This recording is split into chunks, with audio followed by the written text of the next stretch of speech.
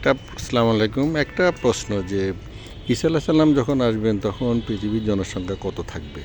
এখন আছে ৮৮০ কোটি। অনেকেরই মনে করেন যে ঈসা আলাইহিস সালাম যখন আসবে তখন হয়তো আরও ৯০০ কোটি, ১০০০ কোটি, ১১০০, ১২০০ কোটি হয়ে যাবে না? আসলে ব্যাপারটা মোটেই সেরকম না। একটা হাদিস আছে এরকম যেখানে বলা আছে যে ঈসা আলাইহিস সালামের জামানাটা হবে নবী নূহ আলাইহিস সালামের জামানার মতো। তো নূহ আলাইহিস সালাম তো আসছে আদম আলাইহিস সালামের দশম বংশধর। তো দশম বংশধর হিসাবে কেউ বলে নবম বংশধর, কেউ বলে দশম বংশধর, দুইটাই মতবাদ আছে ইতিহাসবিদদের মধ্যে। এবং নূহ আলাইহিস সালামের সময় জানেন একটা প্লাবন হয়, বড় প্লাবন, যেখানে ৮০ জন লোক মাত্র নৌকে উঠছিল, বাকি সব লোক ডুবে মারা গেছিল। এবং বলা হয় যে তখন মোট লোক সংখ্যাই ছিল ৪০,০০০।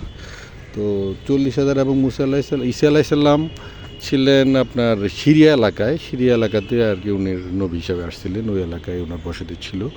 তো এখানে অবশ্যই একটা প্রশ্ন আছে যে উনার এলাকায় হয়তো ৪০,০০০ ছিল, তা উনি তো আমাদের নবী মোহাম্মদ সাল্লাহ সাল্লামের বিশ্বনবী ছিলেন না। তো আবার দেখা যায় পূর্বপুরে আমরা সেই সময় হয়তো এশিয়াতে লোকজন থাকতে পারে, ভারত, পাকিস্তান এসব এলাকায় লোকজন থাকতে পারে। সেই হিসাবে তখন সারা পৃথিবীর লোক সংখ্যায় ৪০,০০০ ছিল, হয়তো ওখানে ৪০,০০০, এদিকে আরও হয়তো ২-৪ লাখ ছিল, এমনও হতে পারে।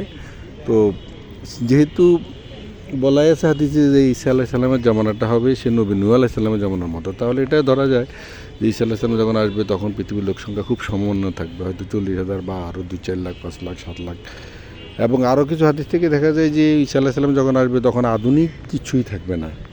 এটা মানে এর আগে দ্রুতবেগে মানুষ কমে যাবে এবং মানুষ কমে যাওয়ার কারণে প্রযুক্তি হারিয়ে যাবে, এবং তখন শুধু মধ্যপ্রাচ্যেই জনবসতি থাকবে, মানে সারা পৃথিবীতে কোনো জনবসতি থাকবে না। বলা হয় যে ঈসা আলাইহিস সালাম তো ৪০ বছর থাকবেন, এর মধ্যে ৩০ বছর ওনার ৩০ বছর যাওয়ার পরেই ইয়াজুজ মাজুজ আসবে। আর ইয়াজুজ মাজুজ যখন আসবে তখন উনি সব মানুষকে নিয়ে, তখন যত মানুষ থাকবে সবাই থাকবে মুসলমান এবং ওনার অনুসারী। তো ওদের সবাইকে নিয়ে উনি ইয়াতে দেখবেন যে তুর পাহাড়ে আশ্রয় নেবেন।